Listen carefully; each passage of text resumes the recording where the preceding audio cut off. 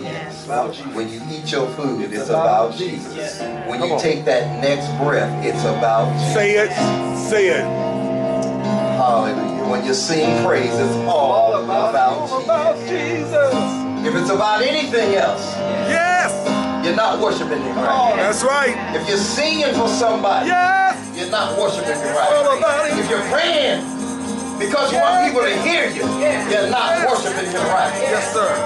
If you're on your job and you're working because you want your fellow workers to see how good you are, Yes, sir. Yes, sir.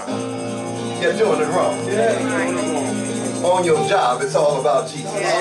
The way you do their hair, it's about Jesus. Yes. The way you do your nails, it's about Jesus. It's all about The way Jesus. you dress in the morning, it's about Jesus. Yes, it is. When you get in your car and you drive down the street, it's about Jesus. Yes. When you pump the gas in your car, it's about Jesus. When you put the money in your bank, it's about All Jesus. day. All day. It's all about Jesus. 24/7. Oh, when I sing the song, it's all about Jesus. He said, I'll give you more than a song. More than a song. I'll give you more than a song. I'll give you the way I dress. I'll give you the way I walk. I'll give you the way I talk. I'll give you the way I hug. Yes, It's sir. all about Jesus. It's all about Jesus. It's all about you, Lord. Hallelujah. It's all about Jesus. That's a message all by itself. Yes, it is. Say that. Say that. Hallelujah. Well, I don't know where I need to be before the mic don't start echoing on me and cutting out on me. All right. So Brother Morris back there, he'll get me straight. Right now. All right. Well, we started last week talking about Let's Talk Love. So we're still on Let's Talk Love. We talked about love not being invisible. Sometimes we talk about love, but it has an invisible face. It's an invisible body. And so we just use the words, and we just throw them out there. We use the word, and we just throw it out there.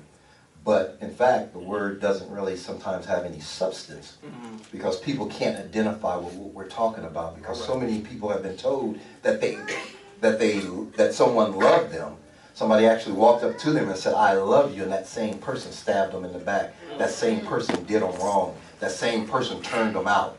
But that same person said, I love you. Sometimes while they're beating you, they say, but I love you. Why'd you make me do what I did? You know I love you. Come on. And so that word has been misused so often. And so people have a distortion on how it looks. And so some people shy away from it when they hear it now. They just kind of pull back because of the look that it has and what they understand it to be. And so we thought that we need to just talk love a little bit so that we in the church understand what it is love is and how love acts and what the action of love is, and that love is an action word. And so we went to Matthew's and we kind of homed in on Matthew 7:48 to talk about be ye as perfect as your Father which is in heaven is perfect. And he's talking about be ye as perfect in love as your Father in heaven is perfect in love. And so we looked at some things that last week to say that, well, this is what love does. We just kind of painted a picture of what love does. And one of the things that we discovered is that sometimes when we have an achy, broken heart, that it's love that's going to seal the cracks in the heart. It's love that's going to take away the pain. It's love that's going to purify us and cleanse our heart. And so the way that works is that sometimes the very person that did you wrong is the very person you got to love. The very person that's done you wrong is the very person you got to give some water to. The very person that's done you wrong is the very person you got to help. And that's the way God works. He says, I need you to do that because you've done me wrong. Because you ain't always been right with me. You ain't always said nice things about me. Yes, sir. And so I love you in spite of the fact of how you've treated me. So now that you're my child, I need you to love them in spite of how they've treated you. You know, there is a place that people can get, that people seem to get hurt more than any other place. And the place that I'm talking about is church. Seems like more people have a testimony about being beat up, messed up in church than any other place I've ever heard. And it is astounding that so many people's testimony could be about the hurt that they've received in church. Yes, sir. Which is supposed to be the place of love. That's right. That's right. How in the world can you be in church and get beat up by the church? Yes, sir.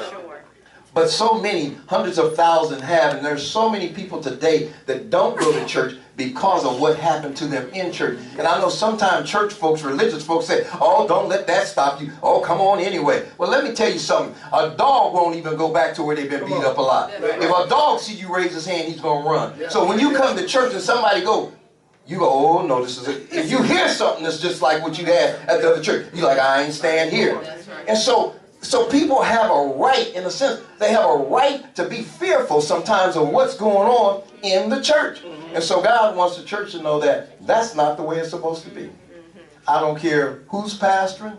I don't care how long they've been pastoring. If they're not pastoring and teaching love, and if they're not enforcing love in the congregation, then something is wrong. It is a responsibility of every leader, every pastor, to make sure that every member is okay. All right. And so, sometimes we don't know. My wife says, this is what my wife says, you men don't, y'all can't see nothing. That's what she said. Y'all can't discern nothing. It takes the women to discern what's going on. And I guess that's why God gave us the women, so they can tell us. Sometimes she said, you didn't see how they was acting? You didn't see how they was looking? I've even heard Sister Kathy say, y'all didn't catch that? Wow. You men didn't catch that? You know, y'all didn't see that? And so I think sometimes us men just don't see it. We're just oblivious to it. You know, I don't know what it is about us that causes it to just go poof. Amen. Amen. But we just poof. Yes, sir. There was a singer, and I heard her on the radio, and me and the wife was listening to her testimony. What's her name? You remember her name? Katie something. Well, I ain't gonna worry about her name. But anyway, here's the story. The story is that she sings R&B and she sings gospel. She's in a venue where she was going to be singing R&B and not gospel. Some people probably heard this story, but what happened is the scheduling got messed up, and she actually ended up in a time slot that was actually the R&B was supposed to come up. But the person who had introduced her was actually the R&B person who would introduce R&B. But there was the church people was already in the place because they was ready to hear the gospel. But she started singing her R&B, and then of course, you know what happened, right? All of it started happening, and talking started happening. And so she heard a pastor talking to one of the production managers, and the pastor actually said, now how am I supposed to follow up after this mess? Wow. And that was like a jab in the gut. Wow. And then she heard other people talking, and she heard somebody come up on the stage and begin to talk about, well, let me see if I can fix this up. I know, is everybody okay? As though her song jacked people up. Is everybody okay? And so this person said that when they were on the plane, they actually just kind of boo-hoo-hoo because of the pain that they received during that time. But that was church folk who did it to her. And she said, I know church, with shading or whatever terminology, I know church shading. I know when church people talking about you. Yes, sir.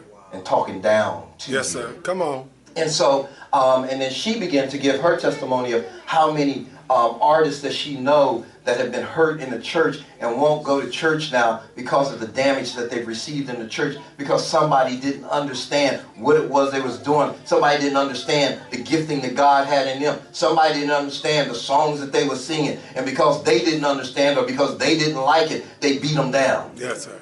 And so now these people won't go to church.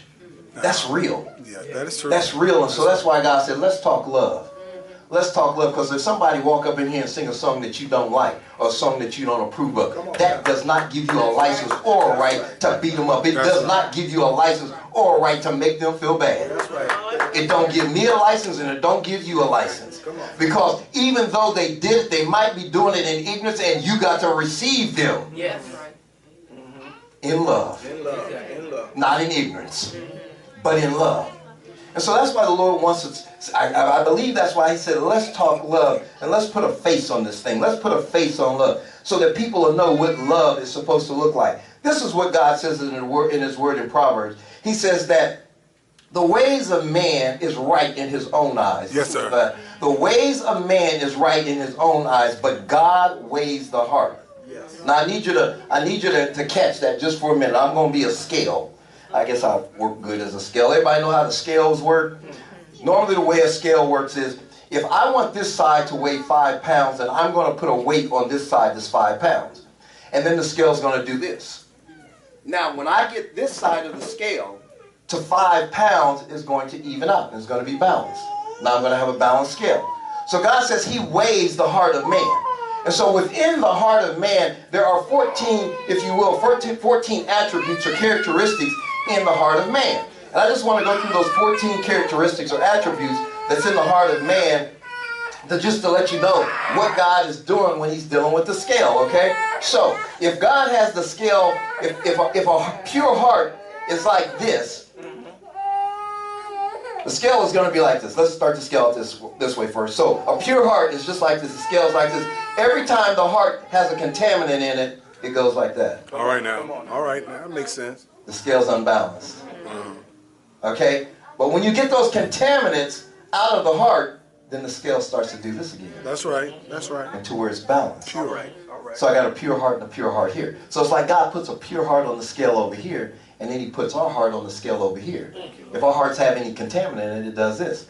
God says, so I'm going to put you through some things. I'm going to bring some people in your life to purify your heart, because I need you to love. And the more you can love out of a fervent heart, the more your heart can be cleansed. And so as your heart is cleansed, he starts to do this. Thank you. Yes, yes. But you got to love in order for that to happen. You got to love those that you don't know. You got to love those in the midst of the congregation. You got to love those that's in your family. Those who have done you wrong. Those who talk about you. Those who misuse you. You got to love them. You got to love your enemy just like he's your brother. You can't be like the publicans. I can't be like the publicans. And so God is saying, when I weigh it, this is what I want to see. I want to see a balanced scale. I'm putting a pure heart over here. And if your heart is pure and has been cleansed, then I got a balanced scale. If your heart's not, then the scale's going to tip. And so God says, these are 14 things that we can look at when it comes to the heart that deals with the attributes of the heart. And I want to tell you, when I'm dealing with attributes just describes what it is that I'm talking about. So if I talk about love being a noun, ooh, that sounds good, don't it? Because a noun is a person, place, a thing, and God is love. So therefore, I think I'm on point with this. And so here we are, love being a person or a noun. Yes. Well, an address, if I use the word address, it's a noun because it represents a place. Yes, sir. But an address ain't an address unless I give you all the attributes to the address. That's right. That's See, if I just give you a Bree's zip code, I guarantee you ain't going to get to her house. No. I guarantee you ain't going to get to her house. No. And the reason I know you're not going to get to her house because her zip code will cover a multitude of streets. That's right. You won't know what street to go down. So that means that her address has an attribute, which is a zip code, which will get you to the general vicinity. Yeah. But within that noun called address, she also has a street. That's right. Now I can give you her street and I can give you her zip, but it still won't get you to her house. No, sir. No, sir. See, now I'm going to add her house address that's on the street with the zip. All right. Now I can get you closer to her house because her zip actually will get you to the city and the state that zip applies to. All right. That's right. All right. So, an address as a noun has 4 characteristics that make that noun what it is. That's right. There is the street, there is the city, there is the state, and there is the zip code. All right. Put all those together, I got an address. All right now. Take one of those away and the mailman got a problem with you. That's right. That's right. So if I'm going to identify your house, I need to know your address. Right.